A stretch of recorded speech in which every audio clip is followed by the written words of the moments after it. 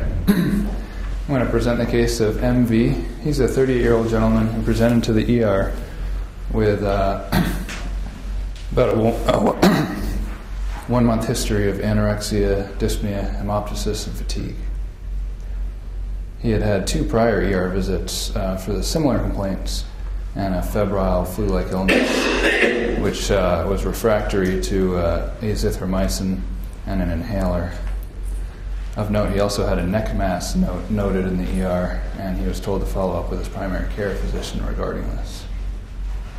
His past medical history is significant for primarily psychiatric issues, depression, antisocial personality disorder, multiple suicide attempts, opioid abuse, an L1 burst fracture, prior trauma, no prior surgeries. He did have a smoking history as well as daily marijuana use. He was single, unemployed, and had a spotted history with the law. Former pizza driver. Or what? Pizza driver. Pizza driver. Medications, he was on a couple of antipsychotics, antidepressant, and some pain medicines. He was allergic to Vicodin. On review of symptoms, he did have a small unintentional weight loss, nausea, fevers, as well as what was constitutional symptoms noted previously. He had normal vital signs. In general, he had a flat affect. On examination, he did have a left supraclavicular node, which was firm, fixed, and tender, about 3 centimeters. He also had a GU exam, which did reveal a right intratesticular mass, fairly small. His laboratory values were significant for leukocytosis to 15, normal creatinine. He had a troponin due to some chest pain, and that was elevated at 0.83. His EKG did not show any ischemic changes or evidence of pulmonary embolus. It did show some QT prolongation consistent with his antipsychotics. This was a chest x-ray he had had about 6 months prior for a unrelated trauma. And this was his chest x-ray in the ER on this particular visit. So you can see numerous kind of cannonball-like lesions scattered throughout all lung fields, about 1 to 3 centimeters in size. He additionally had a scrotal ultrasound revealing a 1 centimeter heterogeneous vascular mass. So we have a 38-year-old gentleman with a large symptomatic lung lesions, a left supraclavicular mass, and a right-sided testis mass. I suspect, because this is a urologic conference, showing me a actually a CT scan with a retroperitoneum filled with tumor. I suspect you're showing me either a seminoma, judging by his age. Just before we fall into that, though, this was a palpable mass? The mass was actually palpable, yeah. Did he know about it? Or? He didn't know about it. Let's go to whoever decided to do the exam. The exam was after the chest x-ray. Usually what happens?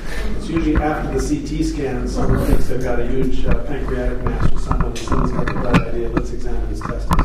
So I guess you are in fact showing me a metastatic seminoma.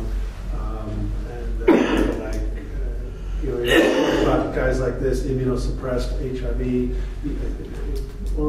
These are sometimes some of the tests you want to make sure that you think about. But again, this being urology, let's see the CT scan. Okay. So we get a CT scan. You see here,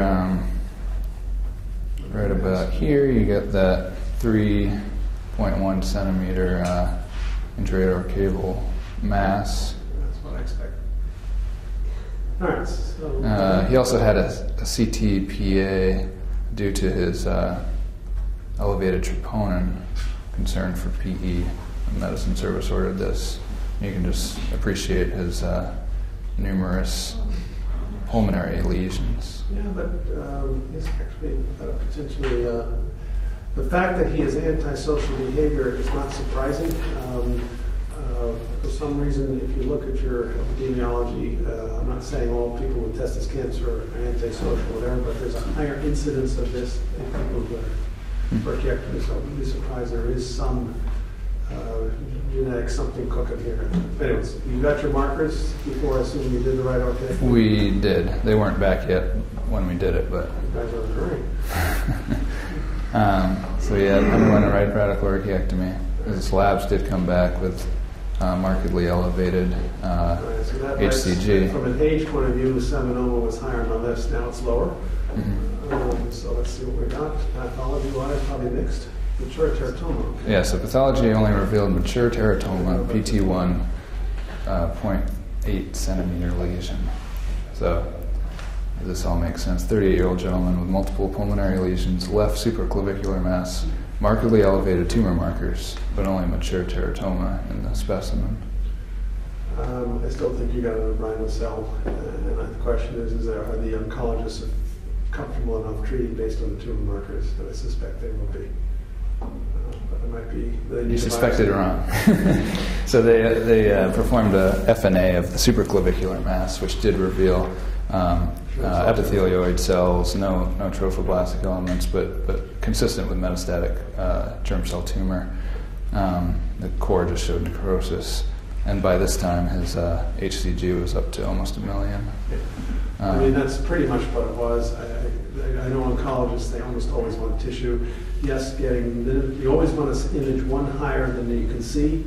So if you have an ultrasound, you go to the retroperitoneum. If that's negative, yeah, we get a chest X-ray, but realistically, it's negative. Mm-hmm. If you start seeing masses in the retroperitoneum, you want to go chest and brain, because I always want to jump one higher than you anticipate. Are you going to show us the brain? I'm not going to show you the brain. They're fairly subtle lesions, and none with any mass effect whatsoever, and they're certainly asymptomatic. So it's 4 cycles of chemotherapy? You say poor prognosis, why? Poor prognosis based on his markers being basically S3 and being metastatic. Well, I mean, yeah. Lance Armstrong had brain mets too, and he's still around, so I won't write him off just yet. I think based on the nomograms, his 5-year survival is probably about 50%. The bigger problem with a guy like this is compliance. Mm-hmm. You might get him in the first 4 cycles, but he's back for his compliance. And it has been.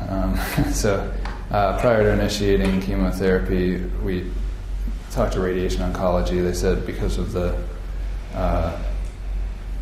kind of small size of the brain mets to defer brain radiation for now. Go ahead with chemo. He did have some abnormal PFTs, either consistent with his pulmonary metastases or smoking history. Therefore, he was planned for 4 cycles of VIP. He tolerated these fine, each one with a scheduled admission and a lot of phone calls to get him in. He did have some tumor lysis syndrome, but overall doing well at this point. He's scheduled to get his follow-up imaging shortly. So these are his numbers after his 4th cycle? These are after his 3rd cycle. All right, so he's got 1 more. Yep.